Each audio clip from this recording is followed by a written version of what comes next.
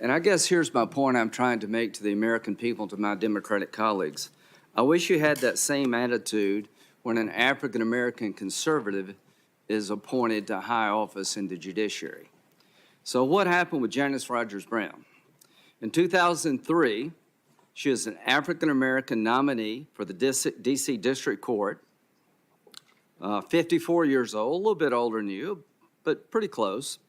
She was a daughter and granddaughter of sharecroppers, a childhood in Alabama under Jim Crow.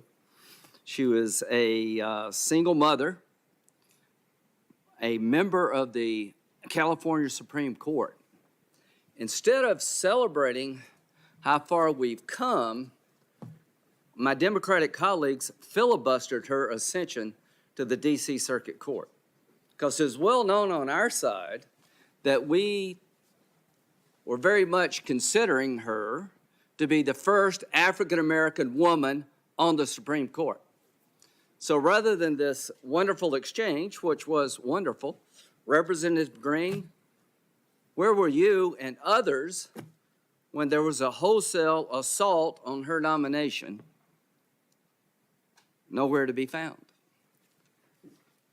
The filibuster was used for 2 years to stop her nomination, and we eventually did the Gang of 14, of which I was a part, so that she could make it through after 2 years of waiting.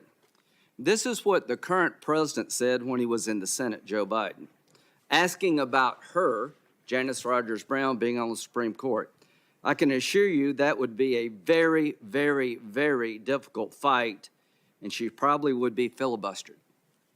That's what he said about an African-American conservative nominee by President Bush who had served 5 years on the California Supreme Court. We're not going to live in America like that any longer. To my Democratic colleagues, if you're a person of color, a woman, supported by liberals, it's pretty easy sailing. But if you're Miguel Estrada, Janice Rogers Brown, Amy Coney Barrett, on and on and on, your life gets turned upside down. You had nothing to do with that. I just make this observation that when you come up to me and talk about how moving the exchange was, I agree. And I just want to remind you there was somebody else of color, a woman of color, that was picked for the D.C. Circuit, one of the highest courts in the land, that did not meet the same fate. And those days should be over. Do you believe illegal immigrants should be allowed to vote, Judge Jackson? Thank you, Senator. Under our laws, you have to be a citizen of the United States in order to vote. So the answer would be no. It's not consistent with our laws, so the answer is no. Well, that's a good answer. The answer is no. Can an unborn child feel pain at 20 weeks in the birthing process? Senator, I don't know. Are you aware of the fact that anesthesia is provided to the unborn child at that time period if there's an operation to save the baby's life because they can, in fact, feel pain? Are you aware of that? I am not aware of that. Well, that may come before you one day, so just keep an open mind. That's the only thing I ask you to do. You said just a bit ago that you apply the law and the facts and call them as you see them. Is that right? That is correct, Senator. Okay, and you look at the statute as the way it's written, and you try to apply it in its plain meaning. Is that correct? That is correct, Senator. Have you heard of a case called Make the Road versus McAleen? Make the Road New York? Yes. Yeah, okay. Make the Road in New York, who are they? Make the Road New York is a nonprofit that represents various individuals in the sort of immigration law field. Right. They're a nonprofit advocacy group for immigration issues. Did you know they received large donations from the Arabella Network and from George Soros's Open Society Foundation Network? No. Okay, well, they did. Now, in that case, what was the issue? The issue in that case was a challenge to a change in administration policy concerning expedited removal, which is a policy that Congress enacted in order to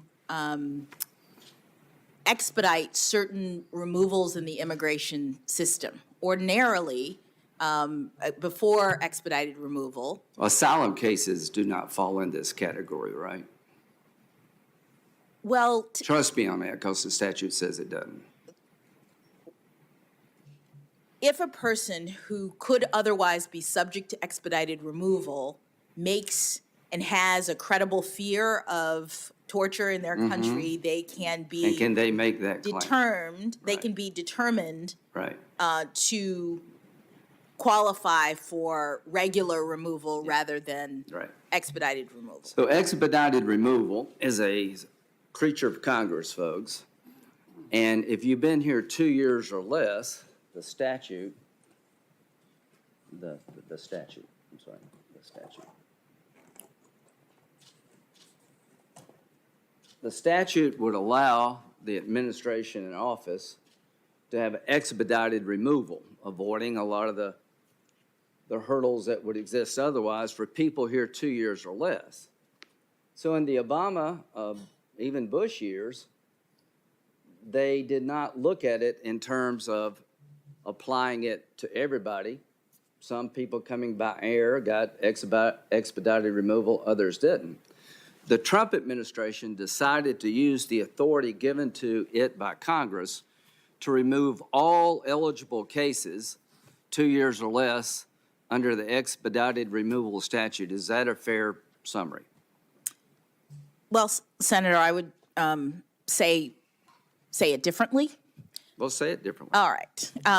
The statute that you've put up indicates that Congress is giving the department, it says the Attorney General, but now it's the department, Right. the ability to determine what category of aliens. If you've 2 years or less. Yeah, but importantly, the authority was, it was not Congress saying 2 years or less. What Congress said is, you, agency, have the authority to determine what category of persons between, who have been here between 0 and 24 months. Which is should 2 be. years, yeah. No, but forgive me, So- Senator, what I'm trying to explain is that the authority given to the agency was to determine what They length had of time. discretion to make that decision. What length of time? It was not the authority to deport everyone who's been here for 24 months. It was the authority to determine what length of time a person has to be here in order to be subjected to expedited removal. Here's what the statute said. The Attorney General, which is actually the DHS Secretary, may apply clauses 1 and 2 of this subparagraph to any and all aliens described in subclass 2 as designated by the Attorney General, actually DHS. Such designation shall be in the sole and unreviewable discretion of the Attorney General and may be modified at any time. Now, I've been in this business for quite a while. What the Trump administration did was to use the discretion given to it by statute in a way different than prior administrations. This advocacy group, the Arabella-supported advocacy group, tried to strike it down. You rule for them. Here's what the D.C. Circuit Court said about your ruling.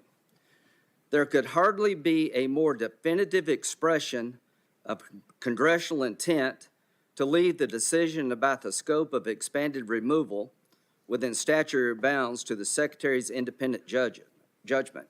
The forceful phrase, sole and unreviewable discretion, by its exceptional terms,